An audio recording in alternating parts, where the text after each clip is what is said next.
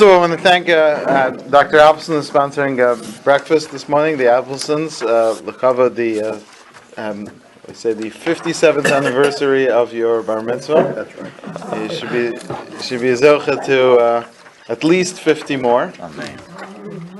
And also for Dr. Niren's mother, Sarah Bas Binyamin, and Neshama should have an aliyah. Amen. We are on page Taf Tzadi Vav. Taf Tzadik Vav is his commentary on Megillas Eicha. We refer to it as Eicha, but technically the name of the book is called Kinos, or Lamentations. Eicha is the first word in that in the Sefer, so we call it Megillas Eicha, but technically in the Gemara it's called Kinos. But we call Kinos something separate. Right. So as you can see on the top, he has Kinos, but he's referring to the real name for Megillas Eicha. And there on page Taf Tzadi Vav, he quotes a Gemara in Yoma. Yoma Perek Hey. And the reason why we're doing this, he has a lot of comments on different parts of Eicha, but we've been discussing over the last few weeks his perspective of the collecting of sparks while we are in exile.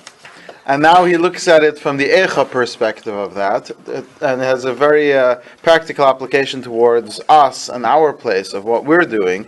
And so that's why I wanted to focus in on this as a continuation of what we discussed in the weeks past. So, Yoma Perek Hey. Amar le hahu mina le Rabbi Chanina.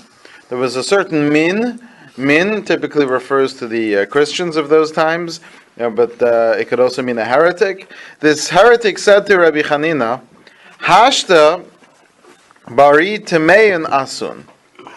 Now you are all impure. Tichsiv, it says in the book of Eicha, Tumasa beshuleha. Now what this is referring to is right at the beginning of the book of Eicha, when it says Chet Chata Yerushalayim has sinned, Al Kain Lenida Hayasa, therefore she, Yerushalayim, and by extension the Jewish people, are considered to her husband, to Hashem, like Nida. Kol Mechabdeha Hiziluha, this is the text in Eicha. Kol Mechabdeha Hiziluha, all those who had previously shown her honor now disgrace her. Kira'u Ervasa, for they have seen her shame. Gamhi nancha vatashav achar, and she herself sighs and has gone backwards. This is all from Eicha. Tumasa beshuleha, her tuma, her impurity is at her hem, as if suggesting that she's a woman who's nida, and therefore you can see that she's tameh from the bottom of her clothing. Lo zachra acharisa, she didn't think about the end. She didn't think about what was to come, and therefore, Vateret Pelaim, look to the extent of her fall. Ein Menachem La, she has no comfort. And then the Navi turns to Hashem and says, Re'ei Hashem es ani, see Hashem, my pain, ki higdil oye, for the enemy has grown so great. So he, this heretic, trying to suggest the rejection of the Jewish people, says that you are all tameh. As it says in Eicha, Tumasa beshuleha, you can see the impurity of the Jewish people at her hem. And therefore, Ve'ena shchina shore beinechem, and therefore God is not amongst you. And this is a point that we've heard over the last few thousand years. God has rejected you, and you are no longer His people. Amarle. So the rabbi responds, Tachazi maksiv b'hu, but it says in the Torah, Hashorchein itam betoch tumosam, that Hashem dwells amongst the Jewish people even within their state of purity. It's in the Torah itself, meaning afilu bizman shanu tameim. Yeah, we agree that we are tamei and we are separate, like the woman who has been distanced from her husband due to her impurity, but that doesn't mean that the husband has left his wife. You still have he still dwells with her in the same house. And that was his response. So tzarich ian b'may pligis. I'd like to know what exactly is the debate here. Umahu halashon shal shuleha. What does it mean her impurity is at her hem? like the bottom of her clothing. D'chsiv tumasa b'shuleha, her impurity is at her hem. Okay, so he goes straight into this point we've been discussing over the last number of weeks. So let's begin with the Zohar. The Chachmei HaEmes and the sages of truth, the great Kabbalists who tell us, She'ikar tam hagalius shel Yisrael. The reason why the Jewish people are in exile, Lahayu Ella, is only kedei levarer hanitzotzos, to collect and purify the sparks, v'ha'oros, and the lights, shenaflu l'b'tach ha'klipa, which have fallen amongst the husks, amongst the world. Obviously, as we've discussed over the last few weeks, that doesn't mean that exile is a good thing, because had we been doing the right thing, then the Beis Hamikdash itself, standing in Yerushalayim, would have had the power to draw all the sparks towards it, and from all over the world people would have come to join the Jewish people. And those souls that needed to be returned would come on their own. And all the fixings that need to happen would happen on its own through our process of the Beis Hamikdash. And that's why in the Beis Hamikdash we bring karbanos, and the karbanos includes within it all the aspects of creation. You have the domem, the inanimate, that's the nisach hamayim of the water, and the salt which is brought on each carbon, and the wood which is placed on the mizbeach, although technically that's vegetative. Then you have the vegetable, which is the flour, and the wood, and the oil, and the wine. And you have the animals, which are the animals that are being brought. And you had the people who came. First of all, the people who did teshuvah themselves. Every time you brought a carbon, you were supposed to see yourself as if you were being sacrificed, as the Ramban explains at the beginning of Parshas Vayikra.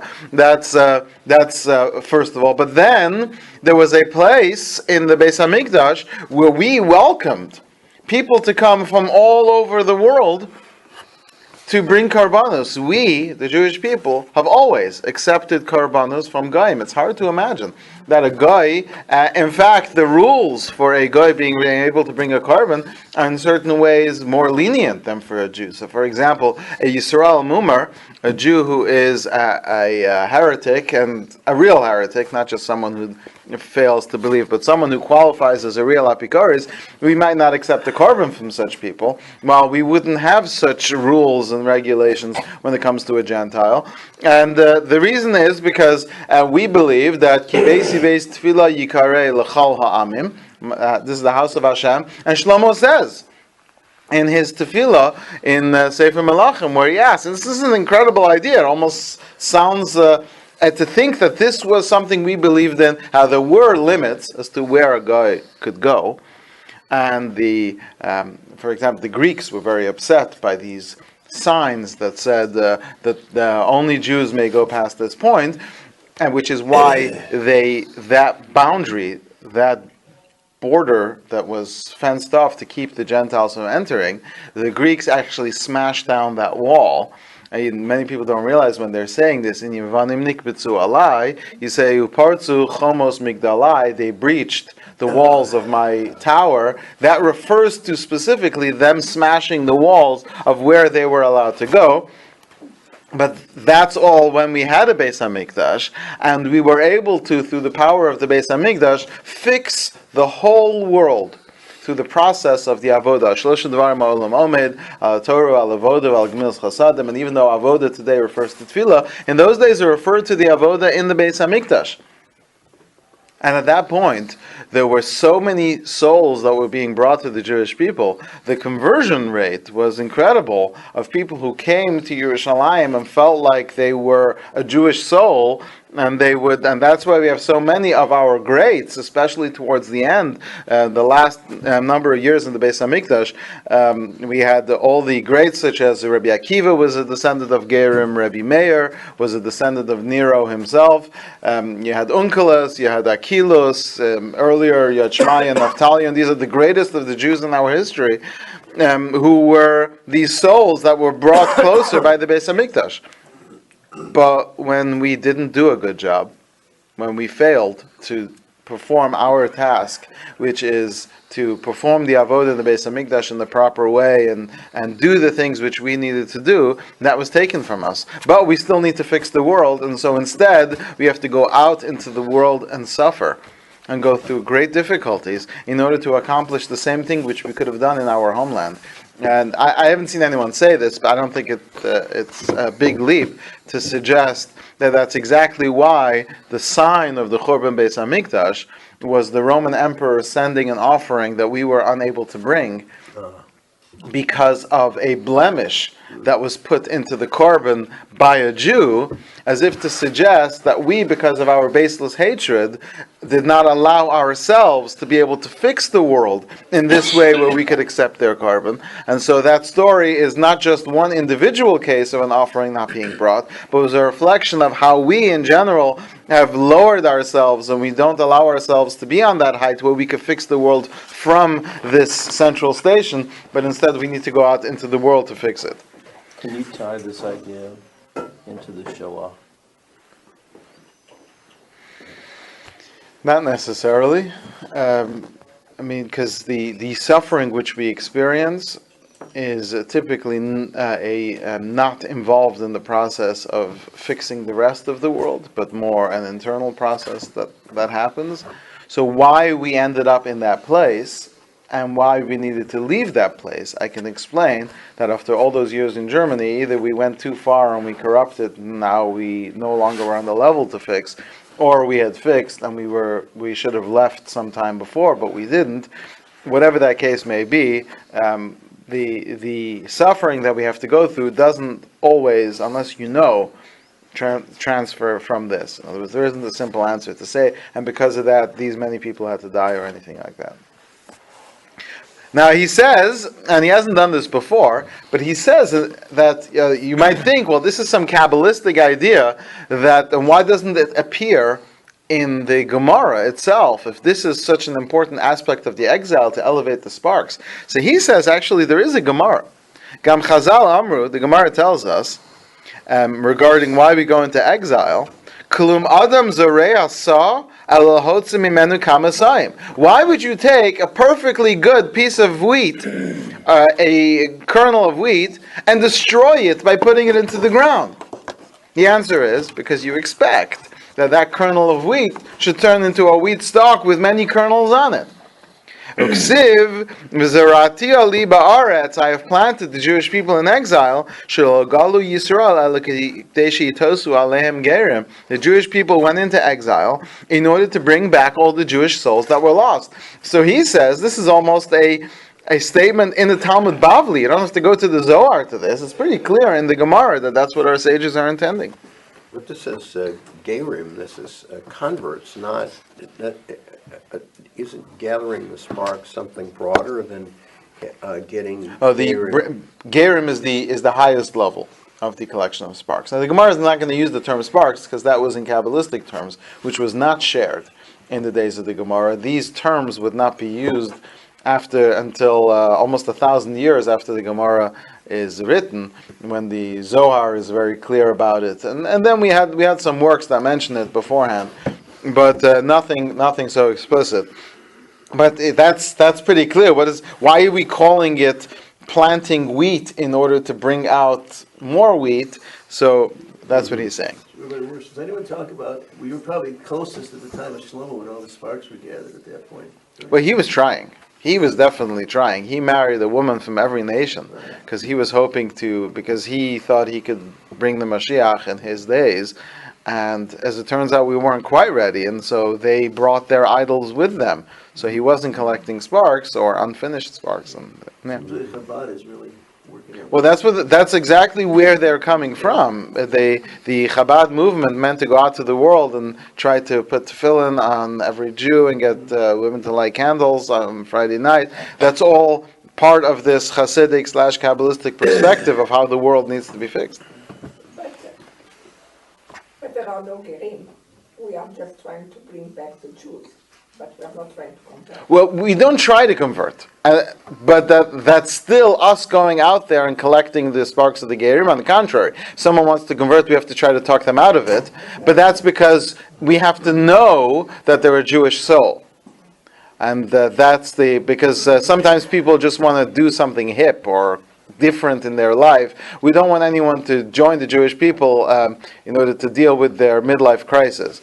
Right? So we want to make sure that they really are a Jewish soul trapped in a non-Jewish body, and then we can get them. That's why we discourage. But we do realize that whenever someone does convert, that's a spark or a soul that's been saved. He says, "V'galus ha'achron hichpid." The last exile, our exile, is the heaviest. And he quotes the Zohar, "Shagu'ula lo tavo adamatu raglim baraglin." Exactly what this means is not so clear, but the redemption will not come until the feet reach the feet. Meaning, until we reach down and fix all the way down to the feet, kedetnan, the Gemara uses an interesting term, be'ikvas mashicha chutzpah yaska.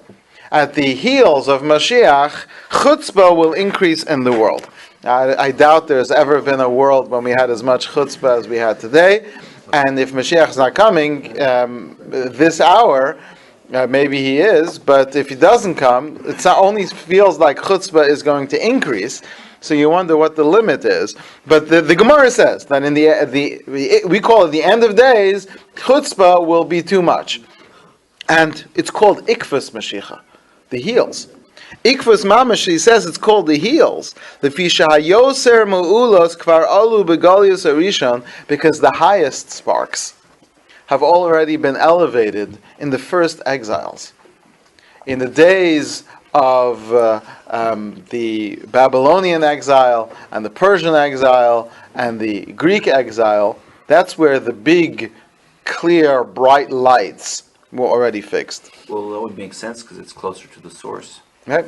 They're more fresh. Ubegalus ha'achron, in our exile, yesh lahosi otzan hanitzotza shenaflu lamata lamata. We need to find those sparks that fell really, really low and deep into darkness. Toch metzulos ha'klipa, in the murky depths of the husks. Peim kashim levararam, and these are the most difficult sparks to fix. In other words, if you look and talk to anyone who's a spark that's been saved, and you'll see that the dark places that they were in terms of how difficult it would have been for them to have been saved and still to come back, and the whole process in each individual journey, it's never as simple as it was in ancient days. And just this concept that we need to go to places like the United States and where it was so far from religion and meaning and depth and everything is so superficial, and to try to save souls in a world like this really means we need to be emanating so much more light than we would in the past. Everyone knows this Gemara. Doros Rishonim, the earlier generations, Shinizgale Avonam, that their sins were revealed. We know why the previous exiles who went into exile, idolatry, adultery, murder. Nizgale Kitzam, so they were given a date. They were told 70 years. Someone commits a certain crime, you get 35 years to life, you get sentenced. There's a system that's supposed to be followed. You commit this kind of crime, you get this long a sentence. Doris achronim shelo nizgala avonam, but our exile, where our sin was not revealed, no nizgala kitzam, the end is also not revealed. And now everyone should be shaking their heads, going, "What do you mean the sin is not revealed? Right. We know exactly what we did wrong." Pirshu Mafarshim, so the commentaries explain, she'avonam haya b'shvil sinas chinam, that since the sin is baseless hatred, it's so hard to change that. Because you can't reprove anyone what you don't see. If it's an action, so the people whose job it is to give musar can say people need to stop worshipping idols, need to stop killing each other, need to stop committing all these sins. We didn't have a mechanism to give us that timeline either, though. He had no Nevi'im at that point. By the second. Yeah, we had ways of doing it. Chacham Adif min Navi, but he's saying that doesn't matter. We weren't given because we can't reach the place where the sins are happening. It's all inside of each of us, the hatred and the animosity that we feel towards each other, and you can't give Musar on that. Everyone needs to fix themselves. We can't work as a community to stop these actions. You can't stop feelings of others. Isn't that stronger now with all the organized branches of Judaism and all the animosity is even more organized, I think. It isn't even like individuals, it's groups are frustrated with other groups. It seems like it's worse. Right, that's true, except that the real baseless hatred isn't even there. The real baseless hatred is within one home, within one shul, within one community. And if we were better with ourselves and the people around us, in general, that would probably spread to a better level of understanding amongst the communities. But if we're all so strung up in this way, we're unable. It's all about myself and what I want. So then, it doesn't transfer that way. You're right. There is this divisiveness that we can see, but the feelings Because inside it's more structured and formal, Right. the divisiveness. Yeah. Harder to break through. You can walk into someone else's property, but when there's a fence there, it's harder to jump the fence. It's one thing just walking over the border, but if there's a wall, That's true. But the deeper level of sinas chinam is the people who don't like the people sitting across the bench from them. Okay. Yeah. Well, Perik Vav of the Sanhedrin, the Gemara tells us Sanhedrin. Svira leil Reb Nechemia. There's a debate in the Gemara there, but Reb Nechemia is of the opinion she'avona nistaros Yisrael enam arevim zelazeh. When it comes to things that are concealed, even though there's a din, Kol Yisrael arevim zelazeh, we are all guarantors for each other. So Reb Nechemia's opinion is that we're only guarantors for each other for things which we know about. Dichsiv, as it says in the pasuk, hanistaros, the concealed things, Lashem Elokeinu. Ubeperik Testa Metzia, it's brilliant how he ties all this together. The Gemara tells us in Bava Metzia, Amrina lo savo al beso lavot avoto, that the halacha is that if someone borrows something from someone, and it's been a while, and the person isn't paying back, so the halacha is you're allowed to take a mashkon, you're allowed to take some kind of collateral. You can take some object, and there's rules about how you take it. There's rules about when you can have it. You have to give it back when the person needs it and stuff like that. But the halacha is that you cannot enter the house of the borrower to take their mashkon. You have to wait outside while that person brings it out to you. That's the halacha. However, but when it comes to a guarantor, this isn't the person who borrowed from you, that's someone who guaranteed the loan. So there the halacha is you're actually allowed to go into the house of the guarantor. So to a certain extent, the liability of the guarantor is greater than the borrower. So he says that when it comes to open sins, so the leaders of the generation, the elders, when they don't give musar, actually they are the guarantors, they're the ones who are supposed to be reproving us. So they bear this burden more than anyone else. While the rest of the people might be considered unintentional sinners and even people who are compelled to sin. you mentioned yesterday when we were talking about the Holocaust and how these great rebbes, I named a bunch of rebbes that passed away, maybe because they were responsible for the generation on a spiritual to a level. certain extent, yes. Yeah, meaning even if these individuals might have given the right musar, but if just in general the leaders were not turning things around, right? The leaders of the generation are held more responsible than the individuals.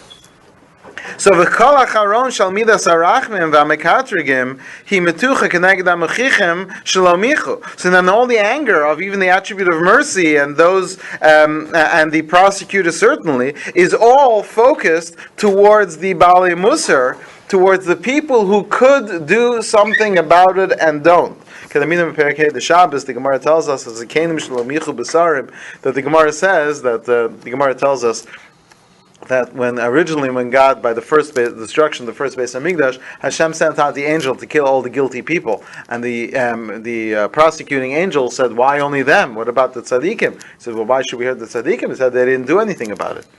So says God, Hashem says to the attribute of justice, He says, "But you and I both know that even if they would have given Musar, it wouldn't have helped." And the attribute of justice responded to Hashem, "You and I both know that, but they didn't." And so even if it wouldn't have helped, they should have attempted to turn the generation around, and then God decreed punishment upon the righteous as well. And furthermore, it says in Yecheskel, Hashem collects from His holy ones. So that's why, because when you have open sins, the leaders of the generation are guilty, and so the system is very clear. But sins that are in secret, are very difficult. The attribute of judgment is out against everyone. But not just the elders. They can't give musar for what they don't see. And because of the way they've behaved, let's go on. The Jewish people are sometimes called one nefesh, like one person. The Jewish people are supposed to be one soul, one body. Umos nikru nefashos, while the nations of the world, this is by Esav, it says by Yaakov shivim nefesh, and by Esav it says nefashos, shechalukim heim rishus harabim latuma, the nations of the world, impurity is referred to as rishus harabim, the place where everything is dispersed and divisiveness, while the place of holiness and the Jewish people are referred to as the Rishus HaYachid. This is why we don't carry on Shabbos from a Rishus HaYachid to a Rishus HaRabim, because on Shabbos that's the place, Beini Ubein B'nai Yisrael Osi L'Olam, it's a private domain, so we can carry as much as we want within the private domain, because that's where we belong on Shabbos. But transferring an object from Rishus HaYachid to Rishus HaRabim is transferring on Shabbos, is desecrating Shabbos, because you're moving out of the special place where Shabbos is. When we hate each other, when we show hatred towards each other, we cause the Jewish people to go from being one body and one soul, we become Rishus HaRabim. And so the husks, the impurity, can attach itself to us. Now let's go back to this heretic. This heretic, he knew he knew that in this final exile was supposed to collect the sparks that are below, low in the murky darkness of the husks. And he says, "But how are you going to do that? There's so much hatred amongst you. You guys have been lost in that impurity, in that divisiveness." He says, "You guys are tameh. That's what it means that you are tameh. You're gone into exile to collect the sparks that are on the hem." That's why the impurity is on the hem, meaning we're on the lowest level that we're trying to fix, and you've gone down into that place to go fix it. And not only have you failed to fix it, you've messed up, and you're lost in the impurity. We came to America to try to fix the world, and 75+% of us are lost in this country. We've been dropping sparks like there's a hole in our pockets, and that's like the Divrei Shaul explaining why the mechanism of the paraduma, that a person who is trying to make somebody else tahar by being in that place can make himself tameh. Right, you do become tameh. That's right, and that's what we say. Baal Shem Tov talks about this. If you're going to collect someone out of the mud, expect to get dirty.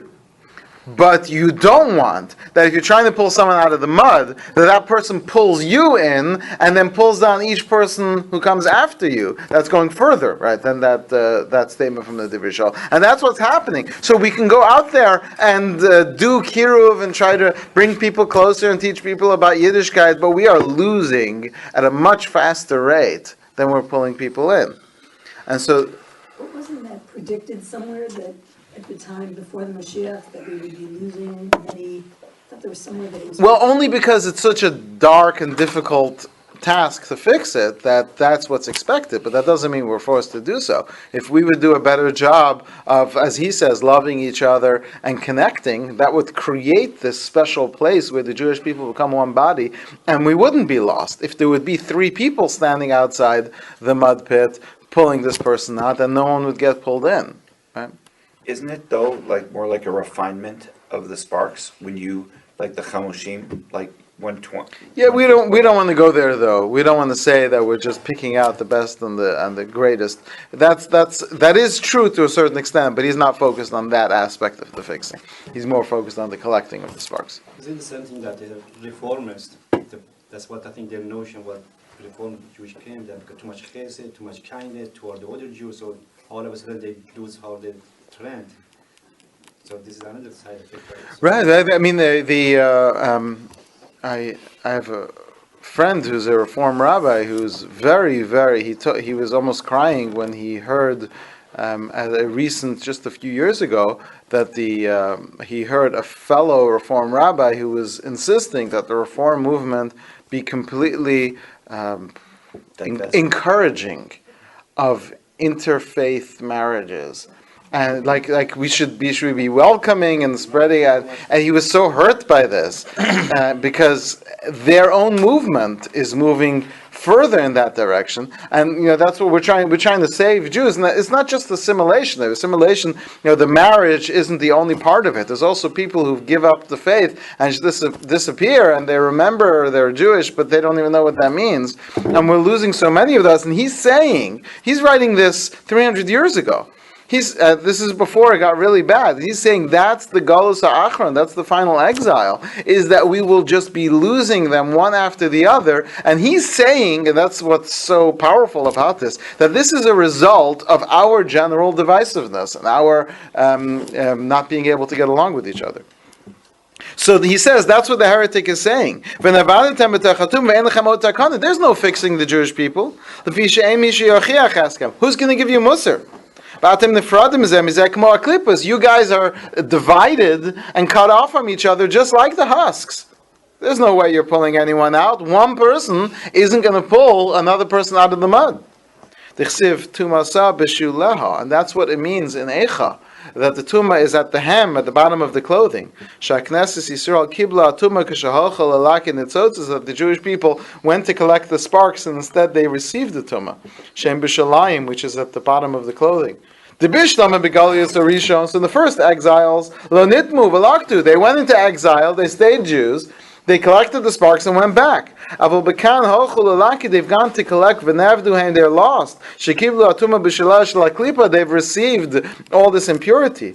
And that's why the verse continues, Lo Zachar Achrisa, her end is not remembered. Lo Zachar Yisrael Shamachronim Em Yosekashem Yarishonim. The Jewish people didn't think about the fact that the final exile is going to be even more difficult than the previous ones. But Lo Shamru Atzman Karoi, they didn't watch themselves. But Naflu Venavda, the Jewish people arrived in this country and said, we will be just like these people. Chas v'shalom, to even say the words, the people who dropped their tefillin into the ocean before they came, so that they can now start their life as real Yankees. And they thought this way, and this type of processing, this coming, and that's why I'm not suggesting anyone change their ways, but there are communities when they arrived where they said, Loshinu Hashemam Loshonim Albusham, they said we're going to keep Jewish names and we're going to wear this old European clothing. and and they're going to keep speaking their language, and so they speak Yiddish. Their argument is, everyone says, well, what are they trying to wear? Jewish clothing? It's not Jewish clothing. It's the clothing of European noblemen. No, it's about coming to the land which they think is the final, they believe is the final, and they realize that the challenge here is going to be, can you remain distinct? And they feel that would be the way to remain distinct. Now, if you disagree, then you tell me, what are you doing to remain distinct? Not just to survive as a Jew, but to actually remain separate. So he says, that's why the verse continues, Vateret Playim. And so she falls tremendously. Ki ein menachem la, there's no comfort for her. No one's going to come and prove this. All these sins are secret. There's an impurity here. And the truth is, you go into any shul in the United States, any Orthodox shul, and go person by person and ask them if they are guilty of sinas chinam, I don't think you'll get a 5% response of yes. So who's doing the sinas chinam? The people who aren't honest with themselves. I think it's 95%. Right? So how does that happen? Because it's inside of us, it's concealed, it's secret. If there was a blue mark that ran across your forehead showing how much sinas chinam you had, we'd all be working on fixing it. So this is really bad. This is bad. It almost seems hopeless. So that's why the Gemara says, "V'heishiv lo Rabbi Chanina." So Rabbi Chanina says, "No, tachaz you come and see maksiv b'hu." You know what it says of Hashem? Hashochen item b'toch tumosam. He dwells amongst them even in their impurity. Afilu b'zman she'anu tumeim shchina shor b'neinu. Even when we are impure, the shchina rests among us. V'kashin, I don't understand. The matiritzu zev aksiv nami tumosam b'shalaha. But what does that mean? It says her impurity is at her hem. Kvar asa ma'isa shehecher abayis v'nisrachim imenu. What do you mean God dwells amongst us in our impurity? He destroyed the temple. And who said that God dwells amongst us even when the impurity is baseless hatred? Maybe it's only referring to when we do open sins where it's the elders who are held accountable. Okay, let's just go to the next paragraph. The answer is, he says, look at the beginning of that verse. V'kiper al hakodesh, he shall atone for the holiness. Mitumas b'nei Yisrael, from the impurity of the Jewish people. Sheikpida Torah sheyinikravim akarbanos b'kedusha tahara. The Torah insists we should bring the karbanos in holiness and purity. This is why. Now, without going into complexities of this, but the Beis Hamikdash, the rules of tahara, of purity, in terms of the Beis Hamikdash, are really, really complicated and extreme. In Hashem, it should be very soon, b'meher b'yameinu, may it be even today, when the Beis Hamikdash will be rebuilt. We will have to keep the laws of Tumah and Tahara. Get ready, if as anyone here has attended college and has learned really complicated trigonometry, calculus, astrophysics, stuff like that, nothing compared to the complexities of Tumah and Tahara. And everyone's going to have to take a crash course if you'd like to be able to bring a carbon on Erev Pesach. Korbanot Tzibur you can bring in. Well, we'll get to that. That's good. So we're saying like really complicated stuff. We're talking about Avos HaTumah Rishon and Sheni and Shlishi and Tumas Sheretz and Tumas Zav and Tumas Meis, and which things transfer to a person, to Kalim, which things become tummy by touching, by carrying, by being in the vicinity, being in the same tent, coming into contact. If a person touches a vessel while you're holding the tumah, after you've let go of the tumah, and all the rules of purity, impurity, you can't imagine. It is a lifetime of study, and of course we're all going to expect it to download it in a day. In Mitzvah Hashem, we should all have such problems. However, the rules of Kedusha and Tahara. Are there cliff notes to that? Well, you can learn the shortest way of learning it is to read the Rambam, Hilchos Tumah V'Tahara, but Shortest way is to have you just tell me what it is. well, yeah, you just get a rabbi standing next to you, say, nope, don't touch that. Exactly. Don't touch that. Don't touch me. Okay, go to the mikveh. Yeah, don't touch me. And yet, but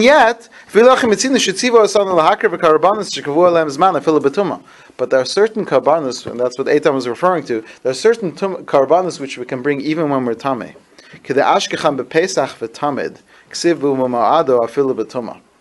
But carbon Pesach and the carbon Tamid, which is the daily offering, you can bring even in a state of impurity. The rule is that impurity is pushed away when it comes to the tzibor. If the entire community is tameh, we can ignore the tumah. I'm going to try to read this a little faster to get through this. Hashem rests among us even when we're tameh. The reason is the reason why tumah is such a problem is because the side of impurity, the damaging forces, can affect impurity. But there's a certain power of the light of Hashem, the impurity gets pushed away. It doesn't say hutra b'tzibur, which means we don't rule that it's permitted to bring karbanos. It's dechuya, meaning the impurity gets pushed away. And I'm skipping a couple of lines. He says, when all of the community is tameh, and they brought the carbon betuma, he's saying it's not that we would allow the carbon to become tameh. He's suggesting, this is his own suggestion, that the carbon actually doesn't become tameh. It remains tahar because the power of the carbon is that even when the person is tamei, it is protected because there's such a great light that it pushes away the husks, and the kodesh doesn't become chol. He says, but this kind of light only comes when it's impossible without that. So he says, this will be in the future, when the time of the redemption will come, even though we will all be tamei,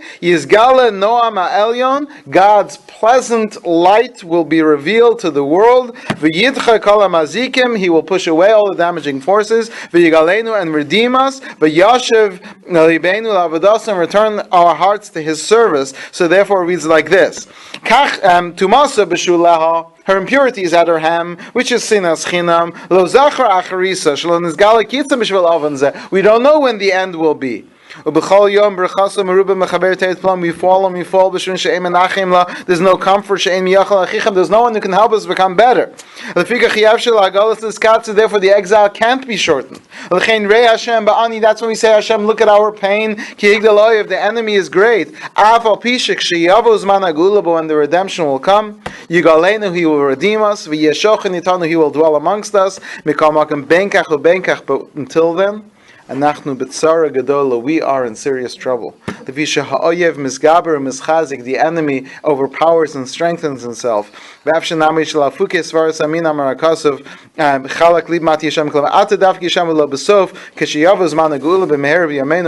purify us. May it be soon in our days. We can begin this process by at least fixing our sinas chinam and working on loving each other.